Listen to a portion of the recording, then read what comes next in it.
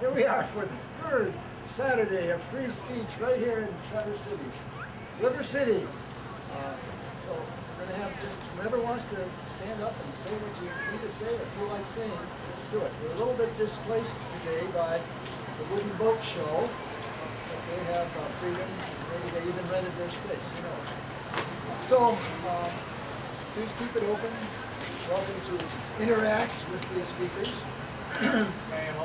Cheer for what's good and question what's bad or whatever. So Jim's going to start us off with Trader Hitchens. I'm Jim. And I've got a big question in my mind.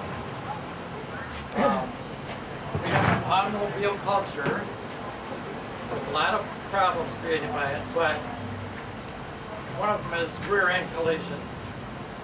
And you know, there was something on the TV a couple days ago about a horrible rear end collision. I can't remember if it was California, whatever. And of course, you know, there's plastic bumper stickers. There's now different heights. The SUVs have bumpers that are real high. Yeah. What'd you say? I'll go after you. Oh, good. Got it.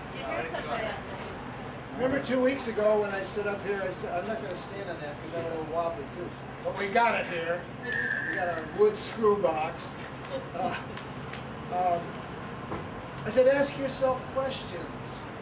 How come we drive in the parkway and park in the driveway, you know? I kept thinking. So I started thinking about yesterday's Record Eagle here. All the comics aren't in the back page. Some of it are on the front page. We're all aware of the bridge disaster, you know, at Minneapolis, St. Paul. Terrible, terrible thing. The first panel of the film festival was humor in dark times. They had a discussion of, you know, when is humor appropriate when something tragic happens? We were used to that in the Depression.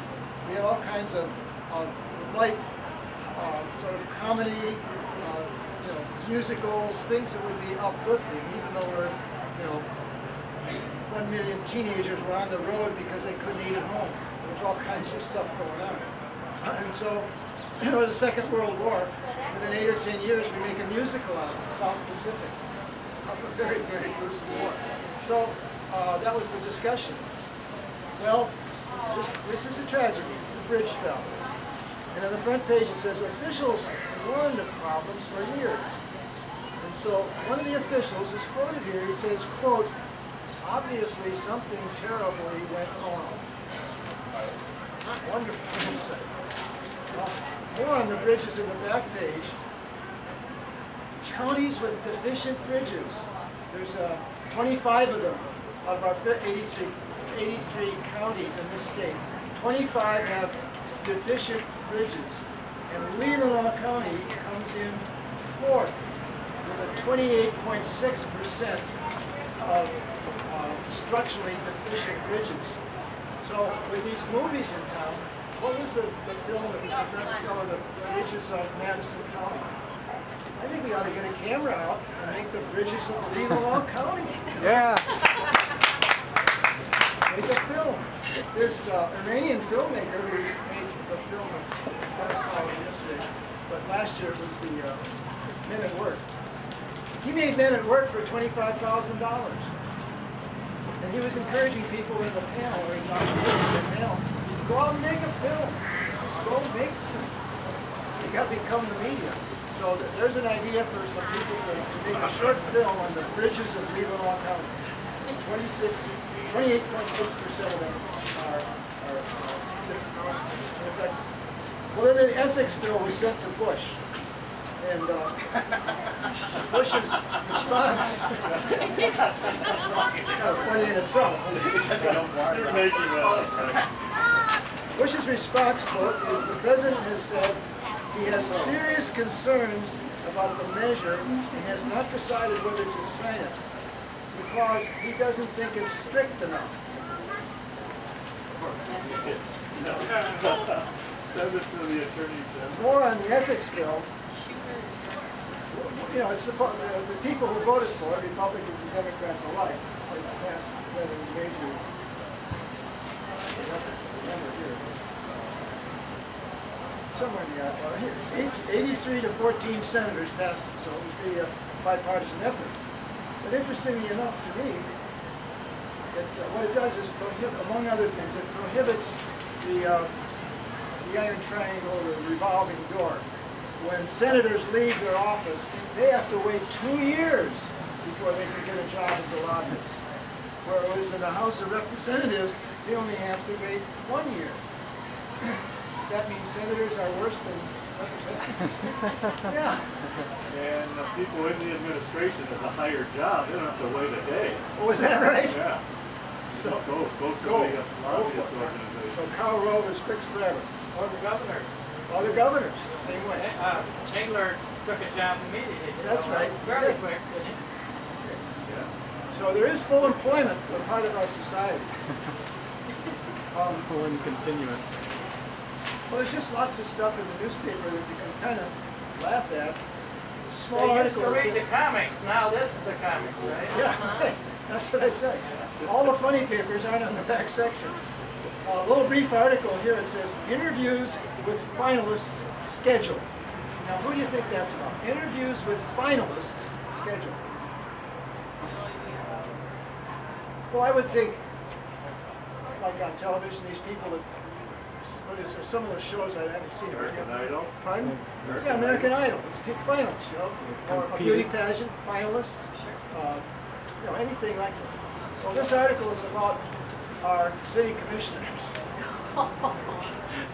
So the finalists, rather than possible candidates or applicants, they're called finalists. So that movie, Nashville, is that playing this year in the film festival? And that's all about music as politics and politics as entertainment. It's a great film. So we go on in the paper. Well, here's the cartoon. There's a big cartoon. It says, it's a bridge that's falling apart and all kinds of stuff underneath. Cars, school buses, not just the things that are on the bridge, but in our whole infrastructure. It says, infrastructure bridge. And Uncle Sam is up there with a car just about to tip off. Says, meanwhile, we blow $2 billion a week on Iraq. Yes, boo. That's what's happening relative to a lot of our money is going to war instead of our own backyard.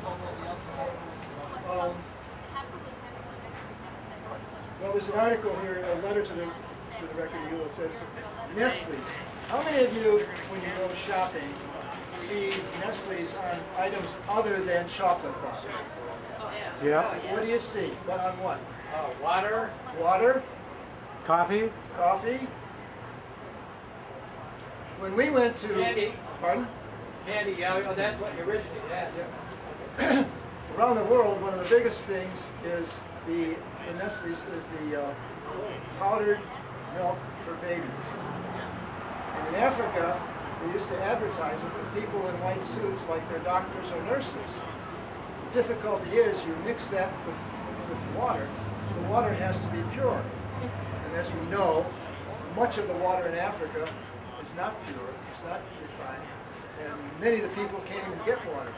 And one of the saddest scenes I saw was a cross for a little baby that had died, and there was the milk bottle, the formula bottle at the cross. Well, the United Nations, eventually, a lot of countries got behind that, boycotting Nestle's, and eventually Nestle's had to pull back from the kind of advertising they were doing in Africa and elsewhere. But now it's kind of slipped back, and they're back to the same thing. When we went to Peru and Chile, besides Coca-Cola, Nestle's was on all kinds of food. You go to the equivalent of a 7-Eleven, and whether it's canned vegetables or rice or anything, we really had a huge monopoly on a lot of the basic foods that were sold in a store. So ask yourself questions. Do we want to buy things that are run by an international megalopolis, which What are you saying, Tom, that Nestle's to blame for the dirty water? No. Oh, Anything. I guess I'm missing. Nestle's is to blame for selling people formula, first under the guise of the medical people selling it, And secondly, selling it to where they know there isn't clean water. Why doesn't Nestle's invest on a small level in getting purified water so that, because they don't even, so many of those people couldn't even boil the water. And the water's gotten a lot worse since this took taking the navigations. So I'm not saying Nestle's is So responsible. what you're saying, Nestle shouldn't even send any of their stuff there? They ought to be more conscious about what they're doing. Be more conscious about what they're doing. Instead of just selling it broadly to a whole culture that's going to die because they're using mother's milk is the way to raise kids, basically. So they're educating people to use formula when the people they're educating don't have access to use formula appropriately. That's what's happening. So it's a conscious. And they would have been better off having the children being breastfed. Yeah. It's the modern way to do it. Creating a product. Here's back a friend. Well, I don't even know if it's a modern way. Sometimes. Well, no, I I'm mean, not it's- from that world, but I understand that sometimes you really have to have Right, Yeah, so we're saying let's not send them, Say that again. not send them formula then because they can't get clean water. Be conscious of the fact when you send them formula that that this particular consumer does not have access for the water that works with their formula. Right, and if you want to send formula, it should already be mixed. I mean, there is stuff that's already mixed up. There's no need to add water. So there's other ways to do Yeah, that's it. okay. The idea. I'm not arguing with your idea. I think it's a good idea. I just thought- Just want to understand. Now, I'm not blaming Nestle's for bad water. Yeah, I had a feeling you were blaming, no more Nestle stuff because they have bad water. I kind of missed it, Well, but that's okay. good questions. It's free speech. Yeah. That's right. That's what we want. It's exchange. Free speech, free questions. Yeah. Yeah. Right. All right. So all the dummies aren't up front. Well, here's another one. Ex-news reporter shot dead. And it says, they don't know why. This guy, he worked for the Detroit News, and he's working for the Oakland Tribune, and is killed around 7:30 in the morning. Police had no motive for the killing, but said it did not appear to be random. And then someone who knew him says, I know him as being a somewhat outspoken type of individual, assertive in his journalistic approach when trying to get at matters at hand. Obstreperous journalist. Anybody know one? Well, there's a lot of things. Oh, here's another one. There's a cartoon here. It says, no doubt the Russians' territorial claim to the North Pole will be challenged. Well, we'll come back to that. You're aware the Russians have two small submarines that went under the North Pole, and they planted a titanium Russian flag so that in 10 or 100 years, whenever the North Pole melts, we got there first. So here are the cartoonists. I think the cartoonists say a lot in a little space. There's a picture of a polar bear with his left leg up peeing on the Russian flag. And it says, no doubt the Russians' territorial claim in the North Pole will be challenged. Okay, so much fun with the newspaper. I encourage you all to, look through the front section sometimes. Anyone else? The flag in the North Pole reminded me, yesterday we went to see Shadow of the Moon, which was a great flick. It was about the Apollo mission to the moon and the U.S. planted a flag on the moon, and it was all based on interviews of the original astronauts, which was just a great motivational film for everybody too. A couple of things about it. First was, it was interesting, at the end when they first landed on the moon, there was a big sign across that said, mission accomplished. And it just kind of, here's something that motivated the entire country. I think it was mission complete, but it was close enough. But the second thing was, it was interesting to watch because it was something that I've dealt with a lot. I used to teach physics for 32 years, 25 of which was in an all-girls school. watching this film, it just struck me again something that I had always talked about, and that was when you looked at the film, every single guy back there except for one shot, every single person in Mission Control looked exactly alike. They were all white males. Now back at the time that Sputnik went up, the U.S., this never happened since, but the U.S. started realizing that we were falling behind the rest of the world in math and science. So they started this program called PSSC, which was the Physical Science Study Committee, to try to build up the pool of scientists and engineers. I happened to be ended up getting a degree in engineering, but the interesting thing about it was I had a cousin who was in every class with me, every bit as smart in every course we took, and she was told she should not take physics. I was told I should. Yeah.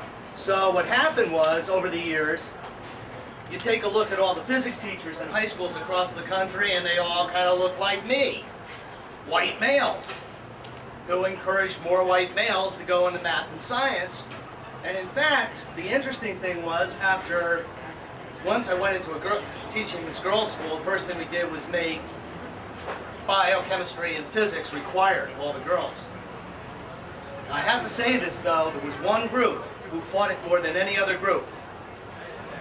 And that was, they were the mothers and the female faculty. Because they kept saying, we never had to do it, why should they? And I just kept saying, I had to, and so did all the other guys. And you keep talking about that women in general make less money than men, but the careers that the men go into tend to be the higher paying fields, such as engineering, math, and science. So there's a whole equity situation, but that was sort of the underlying theme that I saw. Great motivational film, fantastic film, but also when you look at it, you go, there's where it all started, right there.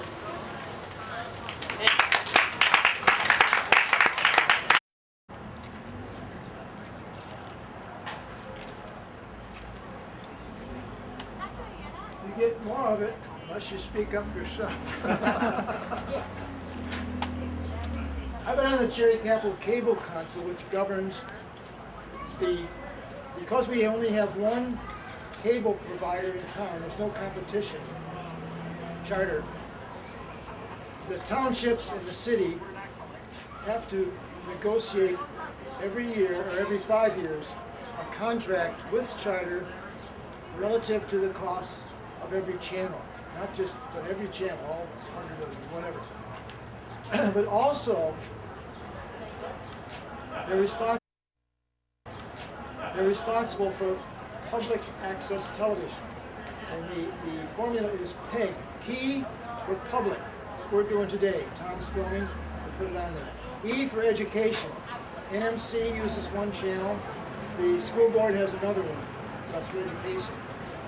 G for government issues. Well, for about 15 years that we've been going in public access in this town, TCTV2 has done the government issues. Tom does a lot of it himself. Filming, village, and city commission meetings. When this was established, the FCC said that franchise fee, there's a franchise fee that those of us who use cable pay on every bill. A portion of that, 5% of that, was supposed to go for pay, for public education and government. But they've gotten away from that, but that's where our original funds came from. What Tom described is, that's free money. I'm on the cable council. So I said, what does it cost you in Long Lake Township to have cable television come to you? Well, zero. It doesn't cost them anything. You know? The cable company pays for the wires that go in. It's a gift, which many of them, like Peninsula Township, used it to build a new city hall, or township hall. So it's extra money. So in these hard times, they're hanging on to that extra money. Yeah. Would that money go to the general fund of the townships otherwise? Right. Well, It does now. That's the deal they're working on. what happened in his township, Long Lake, was a guy who was opposed to free speech and public access, even though all of our elected representatives who are Republican get free time to to educate us about what they're doing, which is appropriate. It doesn't matter what party they're from. It's appropriate that our elected representatives get on public access and talk about what they're doing and what they want to do. So even though those folks were there, this guy went around to other townships beside his own, Long Lake, and told them they shouldn't send money to public access because he had a problem with some of the programs. Probably one like this, or one that's maybe further out than this. So what has to happen is citizens have to go to their local townships and say, we want a portion of our franchise fee to go to public access to government. The education is pretty well covered by the college and by the school system. Yeah. Is that guy running for Grand Traverse County Commissioner? He's one of the finalists. Yeah. One of the finalists.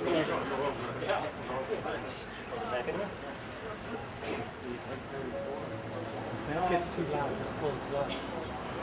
I just want to say a word about people being in the streets. We're all talking about this war and what it's to drag on it for our money. We have different positions to stay or not to stay. That's all cool. But we all know that it's a drag. I'm with the Veterans for Peace. On Memorial Day and Veterans Day, we put up crosses in the public space. It was the first time they wouldn't let us in public space, so it was at Grace Church. We had 82 crosses. That was 2 years ago. That was from Michigan? From Michigan, thank you, just from Michigan. The next time when we got into public space out here, it was 103 crosses. It was last Memorial, or last Veterans Day, a year ago, Veterans Day. Memorial Day, we had 135. When Veterans Day comes, we'll have at least 140 plus, regrettably. These are people of all faiths, all backgrounds, who we're trying to honor because they've lost their lives in this war, irrespective. And when you see people walk through those, they're really thinking. One guy, in his camouflage fatigues, they're really thinking about seeing the picture on the cross, reading the little background. With the veterans that I'm working with, those that are from the Iraq War say, we're not connected to the war. That bothers them very much. The public at large is not connected. If you don't have a relative, someone you know, who's been killed or injured, for the most part, it's just business as usual. That hurts them. The best thing we can do for the returning Iraqi people is welcome them into the military. Welcome them, thank them, but also show that there's some kind of connection. Can you start one of these cards at that end?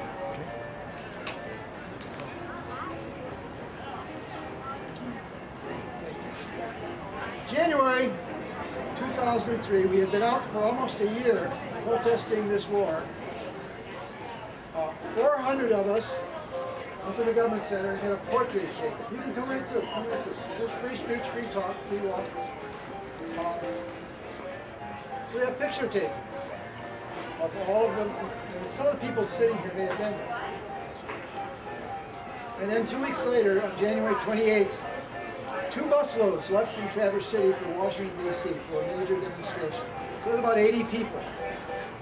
Our city commission had already passed a resolution that we should not go to war ourselves without going through the United Nations. She would definitely go on and on. It was a very moving kind of thing. 7 commissioners, 6 voted for it and against.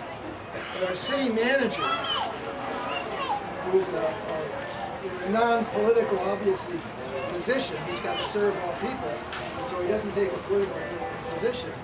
But he stepped out of his seat, he went to the mic, his daughter was on an aircraft carrier, and he said, she will do the job she's asked to do. But I, as a father, am very concerned. Well, we went to Washington and we had a full page. This picture is a full page on the Record Eagle with hundreds of, we had no trouble raising $1,800 or whatever it cost for that. What I'm leading up to is Ramsey Clark, the Attorney General for John F. Kennedy and President Johnson, spoke at that rally. And I met Ramsey Clark at NMC. He spoke here years back, along with a CIA retiree. It was a privilege to meet a person like that. We spoke at this rally along with John Conyers, who was perhaps the most peaceful speaker. There were a lot of angry people, and a lot of angry speakers too. But Ramsey Clark on January 28th, 2003 said, we need to impeach the president. Yeah. I didn't want to hear that then. I wanted to hear, how can we stop this war? It hadn't started. We'd already ended up impeaching the president. Well, now, I say the same thing. We need, our Constitution is at risk. It's at risk. I talked about that 2 weeks ago. And the major critic is from the Heritage Foundation, an extremely conservative think tank. And he gave the reasons which I gave to this group, and they primarily come down to falsification of intelligence. That's what's, the resolution exists, it needs supporters. The main charge is the falsification by the administration of the intelligence that they had and what they said to the people. So, by the way, in the back of this picture, you won't see him, but Michael Moore is in the back. He used to show up occasionally at our Green Party meeting or at a demonstration. He wouldn't make a big deal. He would just come as another citizen to be part of the action. But this is what needs, from my view, this is what needs to happen. We have to get thousands of people who care enough about what's happening in the war beyond the street, asking for our Constitution not to be damaged. Yes. Because as this guy from the Heritage Foundation said, if we pass the Constitution on now, whether it's Republican, Democrat, Green, or whomever, it's a damaged document. So that's what we need to be looking at, I think. Not only to show our veterans that we do care about them, but also show the country that we care about our Constitution. Thank you.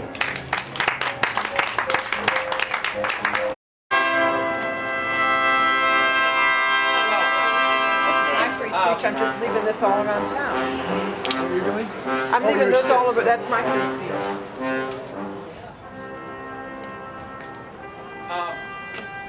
We still want to keep this going every Saturday at 11 o'clock. Yeah. We won't